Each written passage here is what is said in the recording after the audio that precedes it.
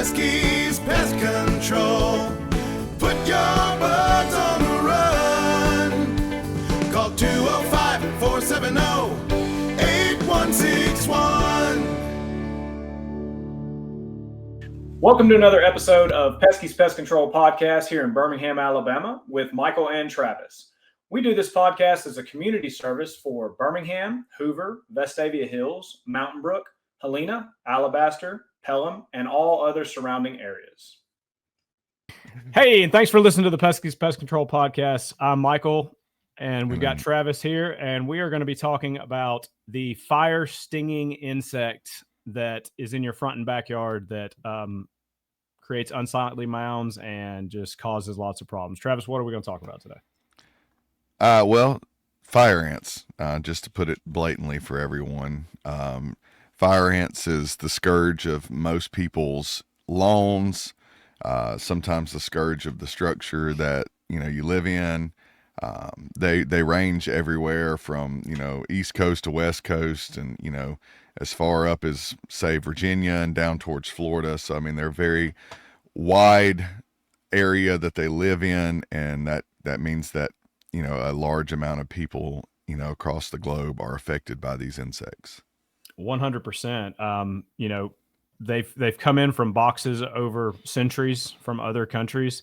I would say just like any other pest that we have in the United States, it came from Asia. Yeah. So actually I was reading about that, and they believe that, I think the red imported fire ant was actually, originally from Brazil. Mm-hmm. Okay. I know other ants have come in from Asian areas and all the shipping containers and all that. So another fun fact about fire ants, they are called fire ants because when they bite, it is like fire. It feels like fire. Yeah, instantly when you get hit by one. It's not some delayed thing. It's instant pain, and think it's estimated that 1% to 2% of the population in the United States is actually allergic to fire ants, which when you think about the population of the United States, 1% to 2%, that's a pretty decent sized chunk. So I'm glad you brought that up. So a couple months ago, we were gardening in the backyard, and I turn around and see my 2-year-old rolling around in the grass. Well, he was covered in fire ants from about feet to waist. So ripped his clothes off, hosed him down. He was probably stung. It's funny, I was about to say bit, and that's something else we were going to talk about too, but he was stung about, I would say 20 something times. Monitored him for any kind of, anaphylaxis or anything like that. Did not have any issues, thankfully, but yeah, they can definitely be a safety concern. My brother has a similar story. When he was around the same age, he actually sat on top of a fire ant mound accidentally, and to this day, even as an adult, in his late 30s, he is still allergic to them. If he gets stung by a fire ant, he swells up in the site of the sting. And so, yeah, that one encounter as a child still lingers with him even as an adult today. Well, my son loves ants now. He tries to find them wherever he can. He hasn't been stung again, so we'll see how that goes. But I certainly hope he's not in the same boat as your brother. So let's talk about what to look for. Like what are fire ants compared to other ants, color wise? So you're looking for more of a yellowish, reddish, brownish color. And of course the mounds. So where they nest is going to be those unsightly mounds, like we talked about. I've got one right now popping up in my driveway, between the cracks and crevices of the driveway. Leaf debris, rock debris, anything that can kind of give them a good harborage area. Yeah, they will shelter up under things too. And here's the crazy part. People may not realize just how big of a problem and how invasive these insects actually are. But to put it into perspective, those properties that have a significant problem can actually have upwards of 30 to 100 mounds per acre. So that's a significant amount of ants when you consider that the average colony size for a decent sized ant colony, and remember 30 to 100 mounds, so potential colonies per acre, and a colony size of 80 to 250,000 per colony of ants. And that's one queen colony. Right. Exactly. So, I mean, when you really think about it, if you had it on the high end of 250,000 ants, and let's just say you had 80 mounds, you're talking about 20 million ants in 1 acre of property. That's a lot of ants. just to put it into perspective, right? Well, that's why I try to let people know, if you have one fire ant bed, typically there's going to be more, whether it's on your property or your neighbor's property. But again, that's a lot of ants. And the crazy thing too is that queen is producing upwards of 1,500 ants per day. Right. That's a significant amount of population ballooning in a very short amount of time. That's right. So let's talk about some other. We talked about the safety aspect of it. Let's just talk about the yard. So I know, I've got Bermuda grass in the front yard, and we actually just did a fire ant treatment at my house and starting to see results within about 3 days, but they will ruin your grass. Right. Especially if those people who really take a lot of time and effort on their lawns, that you may have a fertilization or a weed and feed treatment that you do, or that you have someone come out and do on a regular basis. And so, you pay to have a nice lawn. You want to enjoy that lawn in your outdoor areas. And then you have something that comes and just constructs this big, huge mound of, dirt or sand. And then it, of course, leaves a dead spot in your yard. And then other problems with them too. I mean, they can also destroy vegetation. If you have, plants and different things, they can also be detrimental to that too.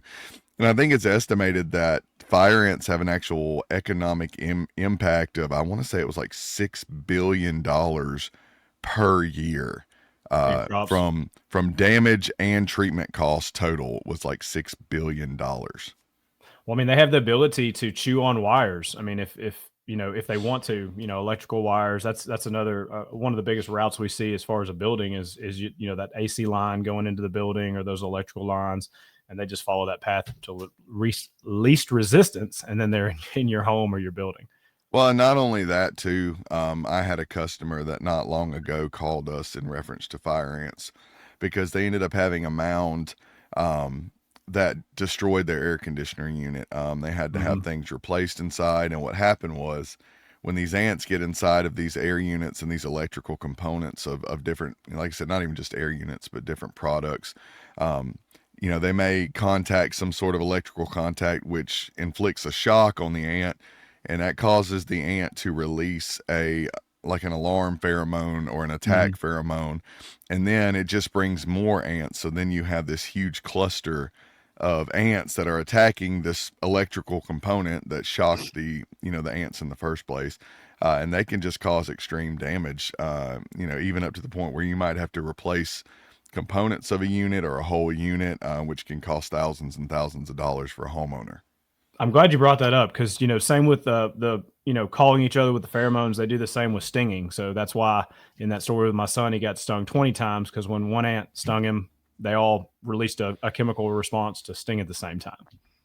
Right. So, I mean, with allergic reactions, a lot of people may not realize this. They may say, oh, well, I've been stung by ants, stung by wasps, stung by whatever X amount of times throughout my life. I've never had a problem, but you can be stung by something 99 times, just as an example, and never have a reaction. But that next time, that 100th time, may be the time when your body no longer has the ability to withstand that, that foreign body from a sting anymore. And then, that can lead to an allergic reaction. 100%.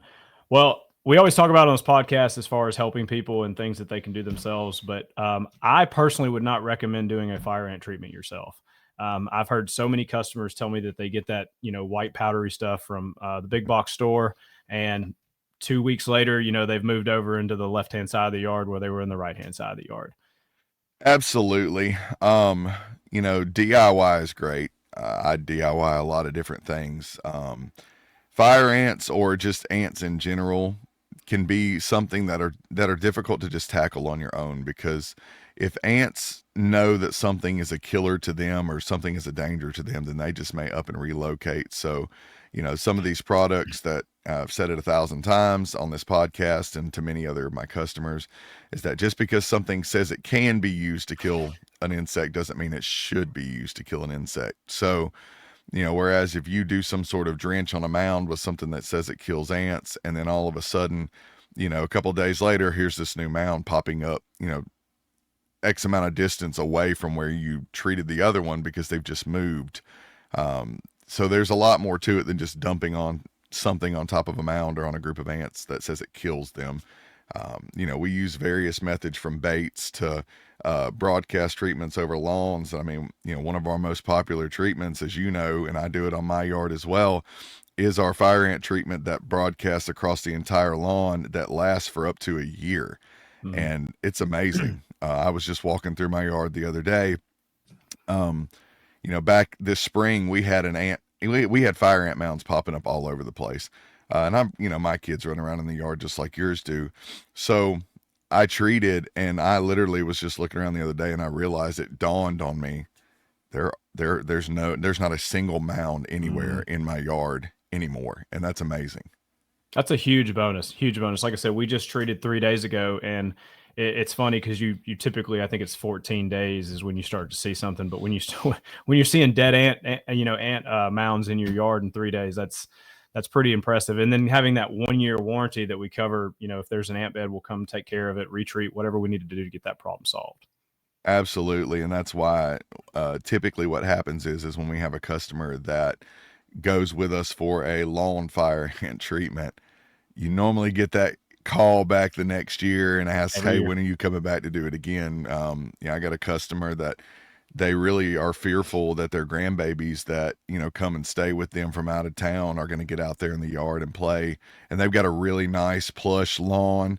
So, sometimes those mounds may not peek over the top of the grass. You may not see them, and inadvertently you'll step in them or stand in them before you realize that you're doing that. And they don't want their grandbabies stung. So they will call. Yeah, I know. Right. They call every single year. I think this year was year 3 or 4 that we've done that for them, and they religiously love it. Oh yeah, it's a great program. Well, hey, if we can help you in any way, please give us a call, 205-470-8161. And we appreciate you listening to the podcast. Have a great day. Thank you for listening to the Peskies Pest Control Podcast here in Birmingham, Alabama with Michael and Travis.